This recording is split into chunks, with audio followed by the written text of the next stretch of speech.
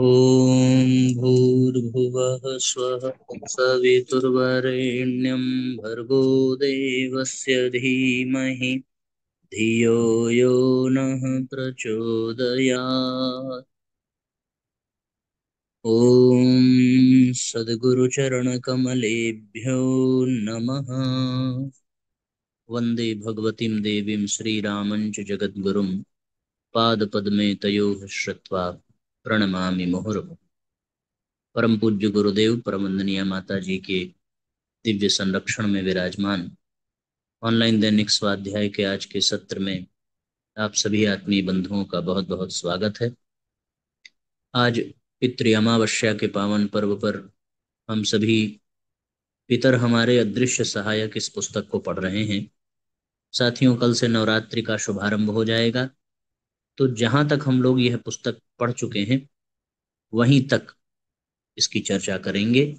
कल नवरात्रि से नए विषय का हम सब शुभारंभ करेंगे। क्योंकि बिहार में नवरात्रि से ही कार्यक्रम का शुभारंभ है, इसलिए आपके स्वाध्याय के समय में हम यात्रा पर हैं, अतः आपको रिकॉर्डेड वीडियो ही सेंड कर रहे हैं। बहुत सी बहनों ने सवेरे कलश स्थापना के लिए निवेदन किया था, सो कलश स्थापना के समय भी हम ट्रेन में ही रहेंगे।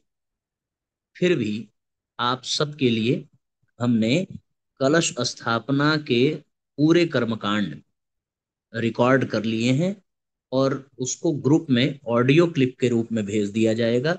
आप अपने फोन पर वो ऑडियो क्लिप चालू कर देंगे और बहुत आराम से विधि विधान पूर्वक घट स्थापना का सारा कर्मकांड उसमें हमने सब निर्देशित कर दिया है। एक एक करके आप उसको अपने सुविधानुसार संपन्न कर लेंगे। ग्रुप में ऑडियो आपको स्वाध्याय के बाद प्राप्त हो जाएगा, आप इसी समय सुन लेंगे। तदनुसार व्यवस्था बना करके आप जो है सवेरे कलश स्थापना का क्रम संपन्न कर लेंगे। आपका अनुष्ठान सकुशल संपन्न हो, आपकी मनोकामनाएं पूर्ण हो, नवरात्रि में माँ भवानी का अनुग्रह बरसे, इसके लिए आप सब जो है निरंतर साधना पथ पर आगे बढ़ते रहें। कल नवरात्रि से श्रीमद् देवी भागवत विषय पर खगड़िया बिहार में कार्यक्रम का शुभारंभ हो रहा है। तो आप सब 3 से 7 लाइव जो है वो श्रीमद् देवी भागवत का भी श्रवण लाभ प्राप्त कर सकते हैं। आप जो है श्रीमद् देवी भागवत कथा भी सुनिए प्रतिदिन 3 से 7 निरंतर। ठीक है ना? तो नवरात्रि में आपका यह क्रम भी संपन्न होगा। और जो लोग प्रतिदिन कथा में सम्मिलित होना चाहते होंगे वो लोग अपना नाम अवश्य भेज देंगे, ताकि हम ये जानकारी ले सकें कि कौन परिजन नियम पूर्वक अपना जप अनुष्ठान करते हुए प्रतिदिन श्रीमद् देवी भागवत का सत्संग भी कर रहे हैं। ऐसे कितने परिजन हैं, वे लोग ग्रुप में अवश्य नाम भेज देंगे, उनकी एक सूची बना ली जाएगी। तो इसका भी एक अच्छा क्रम बनेगा। पूज्य गुरुदेव की कृपा से ये बहुत अनूठा सौभाग्य हम सबको प्राप्त हो रहा है। और फिर देवी भागवत के प्रवचन के पश्चात पुनः 8 बजे आपके स्वाध्याय का क्रम यथावत चलेगा। अब आइए आज की चर्चा को हम लोग प्रारंभ करते हैं। आज का पहला बिंदु है भयानक प्रेतात्मा अंततः सहायक बनी। इंग्लैंड के डफरिन और अवा रियासतों के सामंत लॉर्ड डफरिन कभी भारतवर्ष के वायसराय रह चुके थे। कनाडा के गवर्नर जनरल और रोम के राजदूत रहने का भी उन्हें सौभाग्य मिला था। सन 1891 में वे पेरिस के राजदूत नियुक्त हुए। एक दिन उन्हें एक मित्र ने आयरलैंड में एक दावत दी। रात के 12 बजे तक भोज चला। उनके लिए अत्यंत सजे हुए कमरे में विश्राम की व्यवस्था कर दी गई। लॉर्ड डफरिन अभी लेटे ही थे कि सारा कमरा एकाएक तीव्र प्रकाश से भर गया। यों उस दिन पूर्णमासी थी। बाहर चंद्रमा पूरे वेग से छिटक रहा था, तो भी कमरों के सभी दरवाजों और खिड़कियों पर पर्दा पड़ा था। भीतर प्रकाश जाने की कोई संभावना नहीं थी। बल्ब बुझे हुए थे। लॉर्ड डफरिन को शंका हुई। वे उठे, सब तरफ देखा। कहीं कुछ गड़बड़ तो नहीं। फिर लेटे ही थे कि वही पहले जैसा तीव्र प्रकाश अनुभव हुआ। उन्होंने अच्छी तरह अपने को परखा कि वे जाग रहे हैं और होश में हैं। फिर खड़े होकर खिड़की से झांक कर देखा तो कुछ ही गज की दूरी पर एक आकृति अपने कंधे पर एक शव ढोने के कटघरे जैसा बोझ लिए दिखाई दी। वह कराह सी रही थी। लगता था बोझ भारी है, उसे जाने में कष्ट हो रहा है। उन दिनों प्रयोगशालाओं के लिए शवों की बड़ी आवश्यकता रहती थी। वैज्ञानिक मुंहमांगे दाम देते थे। इसलिए फ्रांस में मुर्दों की चोरी की एक आम हवा चल पड़ी थी। डफरिन ने सोचा कोई मुर्दा चोर है। सो साहस करके वे आगे बढ़े और पास पहुंचते ही ललकार कर पूछा, कौन हो? आकृति ने उनकी ओर थोड़ा घूर कर देखा तो स्तब्ध रह गए। इतना भयानक चेहरा डफरिन ने पहले कभी न देखा था। तो भी उन्होंने साहस किया और आक्रमण के लिए जैसे ही थोड़ा आगे बढ़े, वह आकृति अंतर्धान हो गई। न कोई व्यक्ति था, न कोई बोझ। टॉर्च के सहारे दूर तक देखा। पृथ्वी पर पैरों के कहीं चिन्ह भी नहीं थे। लॉर्ड डफरिन तब कुछ डरे। यह एक अविस्मरणीय घटना थी। वे कमरे में लौटे और उसी समय जो कुछ जैसा देखा था वैसे ही डायरी में नोट कर लिया। फिर वे रात भर सो नहीं सके। कुछ दिन में बात आई गई हो गई। कुछ वर्ष बीते। लॉर्ड डफरिन तब पेरिस के राजदूत ही थे। एक दिन सभी राजनीतिक व्यक्तियों को भोज दिया गया। पेरिस के ग्रांड होटल में उसका प्रबंधन किया गया। समय पर सब लोग होटल के समीप इकट्ठे हुए। ऊपर होटल तक ले जाने के लिए लिफ्ट, एक ऐसी मशीन जो बिजली के सहारे रेल की तरह ऊपर चढ़ती है, कई मंजिलों की इमारत में वह ऊपर बोझ और व्यक्तियों को पहुंचाने के काम आती है, तैयारी थी। वरिष्ठ होने के नाते सब डफरिन की ही प्रतीक्षा में थे। नियत समय पर जैसे ही वे उस लिफ्ट के पास पहुंचे, वर्षों पूर्व देखी हुई वही भयानक आकृति यहाँ उपस्थित पाई। उसी दिन की उस दिन की सारी घटना एक सेकंड में उनके मस्तिष्क में नाच गई। वे पीछे हट गए। अपने सेक्रेटरी से भोज में सम्मिलित होने से इनकार करते हुए वे लौट पड़े और सीधे होटल के मैनेजर के पास जाकर पूछा, लिफ्ट पर किसे नियुक्त किया गया है? जब तक वह कोई उत्तर दे, एक धड़ाम की आवाज आई। सब लोग लिफ्ट की ओर दौड़ पड़े। देखा लिफ्ट बीच में ही कटकर टूट गई है। सारे सवार अतिथि गिरकर चूर चूर हो गए हैं। डफरिन के अतिरिक्त सभी लोग मर चुके थे। यह समाचार फ्रांस के सभी समाचार पत्रों ने छापा और यह स्वीकार किया कि भूत की सत्ता सचमुच कुछ न कुछ है। उसका विज्ञान कुछ भी होता हो। लुई ऑन्स पैचर द्वारा यह घटना रीडर्स डाइजेस्ट पत्रिका में छपी थी। उस भयानक आकृति के डफरिन को आयरलैंड में शव ढोने वाला बक्सा ले जाते जैसी अशुभ स्थिति में दिखने पर भी उनका अनिष्ट न करना इस अनुमान को बढ़ाता है कि दूसरों के लिए वह कितना भी अशुभ रहा हो, किंतु डफरिन के प्रति उसके मन में आत्मीयता का कोई कोना सुरक्षित था। पेरिस के ग्रांड होटल में वह छाया रूप में ही लिफ्टमैन के निकट विद्यमान रहा होगा और लोगों को वह भयानक आकृति नहीं दिखी। नियमित ड्यूटी वाला लिफ्टमैन ही दिखा। मात्र लॉर्ड डफरिन को वह भयानक पुरुष दिखाई पड़ा। इसका अर्थ यह है कि वह अपनी भयानक गतिविधियों में प्रकृतिवश जुटा रहकर भी डफरिन को मूक चेतावनी देना चाहता था। कई प्रेत विद्या विशारदों के अनुसार वह कोई लॉर्ड घराने का ही क्रूर कर्मी पूर्वज रहा होगा, जिसे मृत्यु के बाद भी ऐसे ही कठोर दायित्व सौंपे गए। श्री लेडबीहट ने भी इनविजिबल हेल्पर्स में यही लिखा है, जिस आत्मा के जो कार्य अधिक अनुकूल होते हैं उन्हें परलोक में वैसी ही दायित्व के निर्वाह का प्रशिक्षण देकर फिर वैसी ही भूमिका सौंप दी जाती है। अपनी सीमा में बंधे हुए भी उस क्रूर कर्मी पितर ने डफरिन को तो चेतावनी देकर उनका हित ही साधा। डफरिन ने उस मूक चेतावनी या गुप्त संकेत पूर्ण आभास को समझ लिया और उसकी उपेक्षा नहीं की। इससे वे लाभान्वित ही हुए। वस्तुतः हर प्रेतात्मा डराने नहीं आती, यह मानकर चलना चाहिए कि उनसे भयभीत न हुआ जाए, तो प्रकारांतर से वे सहयोग के निमित्त ही प्रकट होती हैं। पश्चिम जगत की एक और ऐसी ही प्रसिद्ध घटना है। सन 1967 की दिसंबर की ठंडी रात्रि थी। श्रीमती एकले हडसन नदी के किनारे स्थित अपने मकान की बालकनी में खड़ी अपने पति को रवाना होते देख रही थी। ये वही विक्टोरिया कालीन मकान था जो वर्षों से खाली पड़ा था। झूठ या सच, प्रायः हर व्यक्ति यही कहता था कि इस भवन में भूत निवास करते हैं। एक दिन खेत जाते समय श्री एकले की नजर इस पर पड़ी। वे इन बातों पर विश्वास नहीं करते थे। वे प्रतिदिन विचार करते कि इतना भव्य मकान वीरान पड़ा है, केवल इसलिए कि लोग इसे भूत बाड़ा समझ बैठे हैं। रोज इसे खरीदने का वे विचार करते और अंततः इसे एक दिन उन्होंने कार्य रूप में परिणत कर दिया। मकान उन्होंने स्वयं खरीद लिया। उसी रात्रि श्रीमती एकले को ऐसा प्रतीत हुआ कि उनके समीप कोई खड़ा है, इतना समीप कि उसकी सांसें उनकी गर्दन का स्पर्श कर रही हैं। भूतों से संबंधित सभी कल्पनाएं उनके मस्तिष्क में घूम गई। वह भयभीत होकर वे वहां से जैसे ही भागने को पीछे मुड़ी, उन्होंने देखा कि एक छाया उनके मार्ग में खड़ी है। इस छाया से क्षीण ध्वनि फूटी, तुम डरकर भागो नहीं। अभी तक जितने भी व्यक्ति इस घर में आए हैं भयभीत होते रहे हैं, जबकि हमारा उद्देश्य मनुष्यों की सहायता करना है, उनसे सहानुभूति अर्जित करना है। इन शब्दों से श्रीमती एकले को साहस मिला। वे आश्वस्त हुई और बोली, आप लोग कौन हैं? कितने व्यक्ति हैं? वह इस रूप में क्यों आपको भटकना पड़ रहा है? छाया ने जवाब दिया कि हम लोग 3 व्यक्ति हैं, जो तुम्हारे वंश के ही हैं। तुम्हारा यहाँ आना एक संयोग मात्र नहीं है। हमारे द्वारा एकले को दी गई विचार रूप में प्रेरणा ही तुम्हें यहाँ लाई है। मरणोत्तर जीवन में एक योनि ऐसी होती है जिसमें उच्च अशरीरी आत्माएं सहायक आत्माओं के रूप में सूक्ष्म जगत में भ्रमण करती रहती हैं। वह सभी की सहायता करती हैं।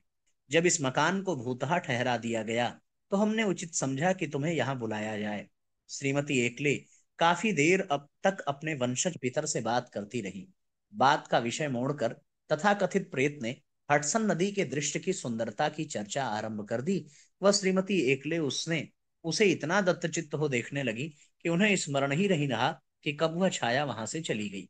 ये बहुचर्चित घटना, जो उन दिनों अखबार की सुर्खियों का विषय बनी, रीडर्स डाइजेस्ट के मई 1877 अंक में भी छपी थी। वह इसमें इस प्रथम साक्षात्कार के बाद इन सहयोगी आत्माओं से मिले अनुदानों की चर्चा है। विवरण में लिखा है कि एकले परिवार ने पड़ोसियों की आशा के विपरीत उसे खरीदने का निर्णय लिया। आए दिन घर के किसी न किसी सदस्य की भेंट इन अदृश्य आत्माओं से होती रही। वह अपनी सहायक मनोवृत्ति का परिचय देती रही। कई बार ये पितर मजाक के मूड में होते। हाथ में हाथ से मुंह में जा रहा नाश्ता कोई अज्ञात छाया अपने मुंह में झपट लेती एवं सब एक साथ हंस पड़ते।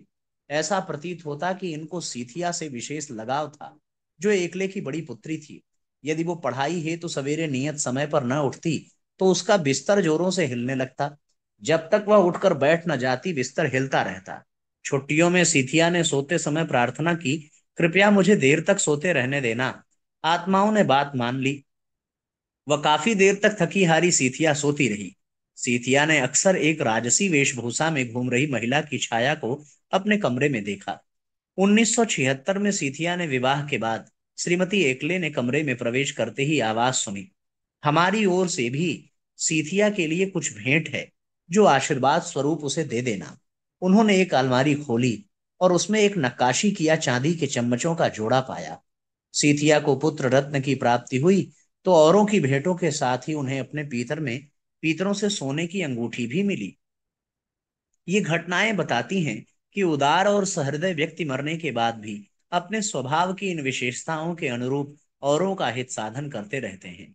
ठीक उसी प्रकार जैसे कि दुष्ट आत्माएं अपनी दुष्टता और कुसंस्कार और पीड़क वृत्ति के कारण मरने के बाद भी भूत प्रेत बनकर दूसरे लोगों को कष्ट पहुंचाती रहती है।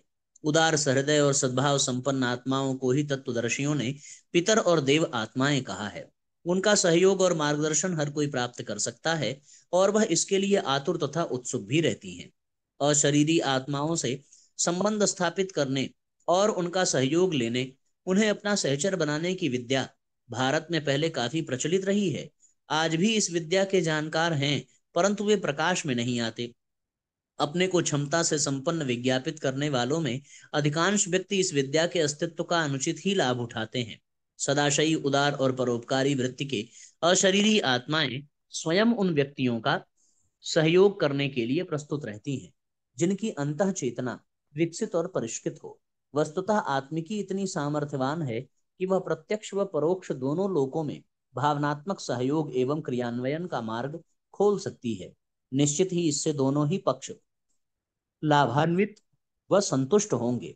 मनुष्य की अपनी कार्य परिधि बढ़ेगी एवं पारस्परिक प्रत्यावर्तन का एक महत्वपूर्ण उपक्रम चल पड़ेगा, जिसकी कल्पना मात्र से रोमांच हो उठता है।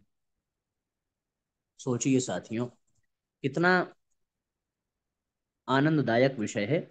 इनको पढ़ने के बाद, सुनने के बाद ऐसा प्रतीत होता है जैसे भूत प्रेत केवल डरावने ही नहीं, वे हमारे कितने शुभचिंतक और मार्गदर्शक भी होते हैं। अब अगला अध्याय का शीर्षक ही यही है, पितर हमारे शुभचिंतक और सच्चे मार्गदर्शक। व्यवहारिक जीवन में मनुष्य एक दूसरे की सहायता करते रहते हैं। इस सहकारी प्रवृत्ति के कारण ही मनुष्य बुद्धिमान बना और प्रकृति संपदा पर आधिपत्य कर सका। सर्वथा एकाकी मनुष्य तो निजी सामर्थ्य को देखते हुए अन्यान्य प्राणियों से भी गया बीता और दुर्बल असमर्थ सिद्ध होता है। सहकार ही स्वभावगत वह वैभव है जिसका अभ्यास होने के कारण मनुष्य क्रमशः अधिक ऊंचा उठता और आगे बढ़ता चला जाता है। मनुष्य में से जो जितने घटिया हैं, वे उतने ही संकीर्ण स्वार्थपरता से ग्रसित देखे जाते हैं। उन्हें अपने काम से काम एवं अपने मतलब से ही मतलब रहता है। दूसरों का दुख दर्द समझने और उदार सहकार देने जैसी भावना उठती ही नहीं, सूझ जगती ही नहीं। ऐसे में कोई दुखी जरूरतमंद है या नहीं, यह सोचने देखने की उन्हें फुर्सत ही नहीं होती। किंतु सभी ऐसे नहीं होते। बौद्धिक पिछड़ेपन की तरह यह भावनात्मक अधःपतन पाया तो अनेकों में जाता है, पर सब वैसे नहीं होते। अनेकों की प्रकृति में मानवीय गरिमा के अनुरूप आत्मीयता एवं उदारता का भी बाहुल्य होता है, और वे मिल बांट कर खाने की नीति पर विश्वास करते हैं। औरों का दुख बटा लेने और अपना सुख बांट देने की ललक जगी रहने से वे सेवा साधना के अवसर ढूंढते रहते हैं, और जब भी जहां भी संभव होता है अपनी उत्कृष्टता का परिचय देते हैं। सेवा धर्म अपनाने वालों को देवता कहा जाता है। देवोपम अंतःकरण प्राप्त कर लेना मनुष्य का सर्वोपरि सौभाग्य माना गया है। शरीर न रहने पर भी आत्मा का अस्तित्व अक्षुण बना रहता है। मरण और जन्म के मध्य ऐसी ही स्थिति रहती है। इसमें प्रत्यक्ष पंच भौतिक कलेवर न रहने पर भी उनमें ऐसी क्षमता विद्यमान रहती है जिसके सहारे अपनी उदारता का परिचय दे सके और सेवा साधना की दृष्टि रखकर दूसरों की सहायता कर सके। ऐसी ही आत्माएं देवताएं कहलाती हैं, और वे अपनी स्थिति में रहते हुए भी लोक कल्याण के लिए कुछ न कुछ करती रहती हैं। पितर आत्माएं देव सत्ता का ही पर्याय कही जा सकती हैं। वे समय समय पर जीवित अवस्था की ही तरह सेवा सहायता कर अपना धर्म निभाती रहती हैं। भले ही ऐसी परोक्ष सहायता को दैवी अनुदान नाम दे दिया जाए, पर एक तथ्य तो अटल है ही कि वे श्रेष्ठ आत्माओं द्वारा सुपात्र को ही मिलते हैं। सन 1985 में फ्रांस के राजा लुईस 14वें के विरुद्ध जनता ने विद्रोह कर दिया। 1702 में जगह जगह गुरिल्ला युद्ध होने लगे। सेना नायक क्लैरिस नामक एक प्रोटेस्टेंट विद्रोही था। राजा को परास्त करने और अपने को वरिष्ठ योग्य घोषित करने के लिए उसने अग्नि परीक्षा देने की बात कही। लकड़ियों से ऊंची चिता बनाई गई और क्लैरिस भाव समाधि की स्थिति में उस पर चढ़कर खड़ा हो गया। चिता में आग लगा दी गई। धीरे धीरे आग की लपटों ने क्लैरिस को चारों तरफ से घेर लिया और क्लैरिस मैदान में उपस्थित 600 लोगों की भीड़ को संबोधित करता रहा। लकड़ियां जलकर राख हो गईं, आग बुझ गई। तब तक क्लैरिस का भाषण चलता रहा। क्लैरिस अग्नि परीक्षा में विजयी रहा, उसे आंच तक नहीं आई। सन 1867 की घटना है। बेल्जियम के सियरे डेरूवियर नामक व्यक्ति का पैर पेड़ पर से गिरने के कारण टूट गया। हड्डी जुड़ी नहीं, वरन नासूर की तरह रिसने लगी। जख्म किसी तरह भरता ही नहीं था। बड़ी कठिनाई से ही वे किसी प्रकार दर्द से कराहते पट्टी बांधे थोड़ी दूर चल सकते थे। जहां से पैर टूटा था वहां जगह टेढ़ी कुबड़ी हो गई थी। ऐसी स्थिति तक पहुंचे हुए मरीज को ठीक कर देने का वायदा किसी सर्जन ने भी नहीं किया। निराश पीरे के मन में एक दिन उमंग उठी। वे संत लॉरेंस की समाधि तक घिसटते घिसटते पहुंचे। घुटने टेक कर देर तक रोते और दिवंगत संत की आत्मा से सहायता की प्रार्थना करते हुए दिन भर बैठे रहे। संध्या होते होते वापस लौटने का समय आया तो वे सामान्य मनुष्यों की तरह उठकर खड़े हो गए और सही पैर लेकर घर लौट आए। परिचितों में से किसी को भी इस घटना पर विश्वास नहीं हुआ। प्रत्यक्ष देखने वालों की भीड़ भीड़ भारी भीड़ लगी रही। सभी की जीभ पर अदृश्य वरदान की चर्चा थी। दक्षिण इटली के फोगिया कस्बे में एक दंपत्ति के यहाँ 9 वर्षीय बालक जियोवेनियो लिटिल जॉन रीढ़ की बीमारी के कारण नन्हे बच्चों जैसा घिसट घिसट कर हाथ पैरों के बल चला करता था। एक दिन जियोवेनियो फोगियो फोगिया की सड़कों पर घिसटता चल रहा था। अचानक उसे अपनी पीठ पर दिव्य स्पर्श का अनुभव हुआ। नजर उठाकर ऊपर देखा तो बगल में पादरी पेड्रपियो खड़े थे। कुछ पूछने से पहले ही पादरी चले गए और जियोवेनियो कृतज्ञता से पादरी की कृपा को मन ही मन सराहता रहा। उसकी अपंगता दूर हो गई और वह उठ खड़ा हुआ और दौड़ता हुआ अपने घर आया। पादरी पेड्रेपियो की कृपा से वह कृतार्थ हो चुका था। सोचिए साथियों, ये सब प्रत्यक्ष उदाहरण है जिनके द्वारा हम सभी यह अनुभव कर सकते हैं कि यदि हम स्वयं को सुपात्र बना लें तो अदृश्य आत्माएं हमारा सहयोग निरंतर करती हैं। चिकित्सक परोपकारी पितर। 1958 ईस्वी की घटना है। अमेरिका के प्रसिद्ध पत्रकार एवं लेखक बर्नार्डी हटन ने स्वयं पर घटित इस घटना का उल्लेख अपनी हीलिंग हैंड्स नामक पुस्तक में किया है। हटन महोदय न्यूराइटिस रोग से पीड़ित थे। साथ ही उनकी आंखों की देखने की क्षमता भी नष्ट प्राय हो चुकी थी। नेत्र रोग विशेषज्ञ डॉक्टर हटसन उनकी चिकित्सा कर रहे थे। उन्होंने हटन की आंखों के इलाज को असाध्य बता दिया और कहा कि दूसरा ऑपरेशन करने पर आंखों के शेष क्षीण ज्योति के भी चले जाने का खतरा है। उसी समय हटन की धर्म पत्नी श्रीमती पर्ल हटन को मालूम हुआ कि 20वीं शताब्दी के पूर्वार्ध के सुविख्यात नेत्र चिकित्सक स्वर्गीय डॉक्टर लैंग की प्रेतात्मा एली सबरी के मिस्टर चैपमैन पर आती है और वह चैपमैन के माध्यम से सैकड़ों नेत्र रोगियों की चिकित्सा सफलतापूर्वक कर चुकी है। श्रीमती पर्ल ने अपने पति से एली सबरी जाने के लिए आग्रह किया तो बर्नाडे हटन ने उसको भ्रांति व अंधविश्वास कहा। परंतु श्रीमती पर्ल ने निवेदन करते हुए कहा कि ये समझ लीजिए कि एली सबरी का भ्रमण ही किया है। अस्तु श्री हटन अपनी पत्रकारिता वाली बुद्धि को लेकर एली सबरी पहुंच गए। मिस्टर चैपमैन के यहाँ उन्हीं की प्रतीक्षा की जा रही थी। उस समय युवक चैपमैन पर डॉक्टर लैंग की आत्मा का स्पष्ट प्रभाव दिखाई दे रहा था। उसका चेहरा हाव भाव बिल्कुल वृद्ध डॉक्टर लैंग जैसा लग रहा था। उसने बर्नार्ड हटन को गाड़ी से उतरते ही अपने कक्ष में बुलाया और कंधे पर हाथ रखते हुए कहा, आइए मिस्टर हटन, आप नेत्र रोग से पीड़ित हैं। मैं डॉक्टर लैंग हूँ, आपकी हर संभव सहायता करूंगा। बर्नार्ड हटन ये देखकर आश्चर्यचकित थे कि युवक चैपमैन के व्यक्तित्व में आकस्मिक परिवर्तन कैसे हो गया। मिस्टर चैपमैन ये सब कुछ आंख बंद किए तंद्रा जैसी अवस्था में कह रहे थे। मिस्टर हटन की तर्क बुद्धि कभी इसे सम्मोहन सोचती, कभी टेलीपैथी, कभी थॉट ट्रांसफरेंस, तो कभी दिव्य दृष्टि आदि विचारों का उहापोह उनके मन में चल रहा था।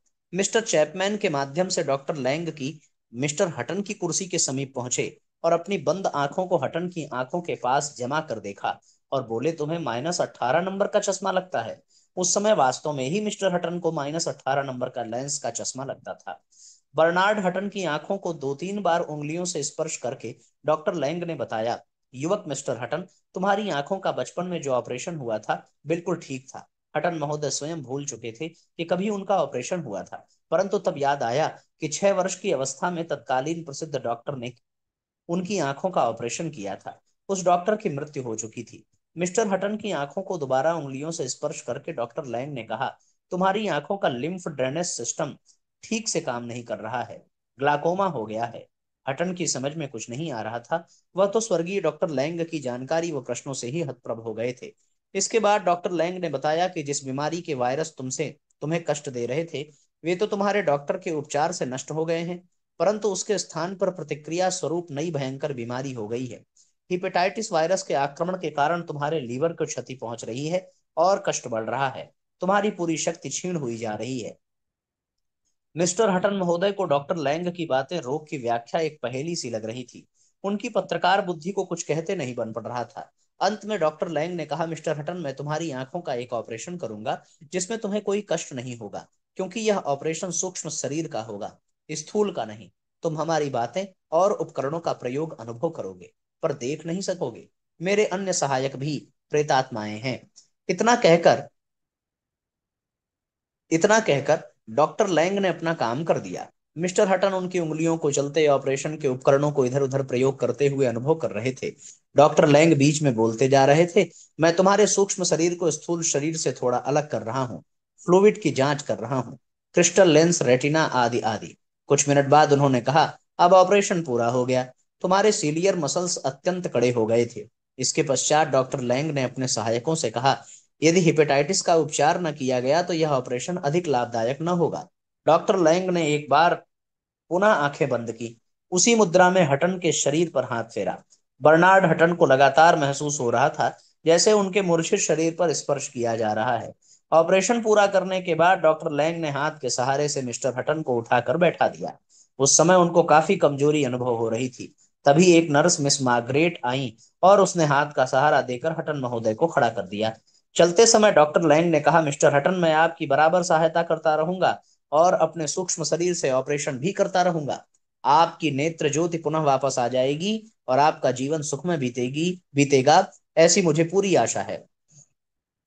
मिस्टर मार्गरेट ने हटन को कार में बैठा दिया। उस समय उन्हें कुछ दिखाई नहीं पड़ रहा था, परंतु थोड़ी ही देर बाद धीरे धीरे उन्हें सब कुछ स्पष्ट नजर आने लगा। वह प्रसन्नता पूर्वक अपने घर आ गए। बार बार मिस्टर हटन का हृदय प्रेतात्मा द्वारा की गई अप्रत्याशित सहायता से भरा था। इस विलक्षण घटना ने उनका जीवन क्रम ही बदल दिया। साइकिक हीलिंग के ऐसे अनेकों घटनाक्रम हैं जो बताते हैं कि सहायक पितर आत्माएं किसी उचित पात्र को अपना माध्यम बनाकर अपनी परपीड़ा निवारण का दायित्व भली भांति निभाती रहती हैं।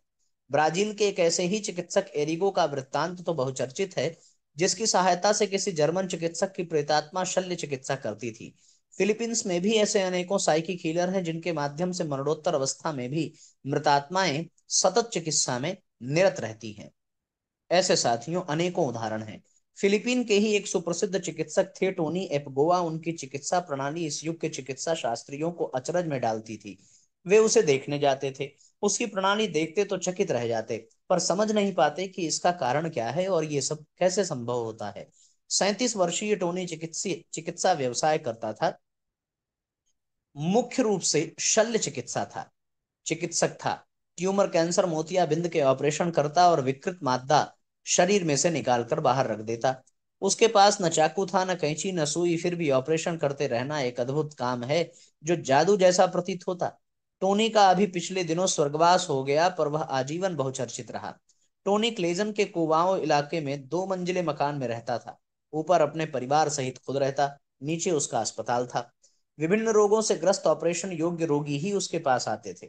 उन्हें वह मेज पर लिटाता, मंत्र पढ़ता तथा चाकू का काम उसका हाथ ही करता। काटने, फाड़ने, चीरने की क्रिया वह उंगली से करता था। ट्यूमर, कैंसर, गांठ, मवाद आदि को भीतर से निकाल कर बाहर रख देता। इसके बाद वह बिना सुई के घाव को जोड़ देता। इस बीच उसका चचेरा भाई एल्फ्रेडो उसके साथ रहता था और तौलिया देने, चीजें उठाने जैसे काम करता रहता। थोड़ा खून तो निकलते देखा जाता, पर रोगी को दर्द जरा भी नहीं होता और ऑपरेशन ठीक से संपन्न हो जाता था। प्रतिदिन ऐसे 10 से लेकर 20 तक ऑपरेशन उसे करने पड़ते थे।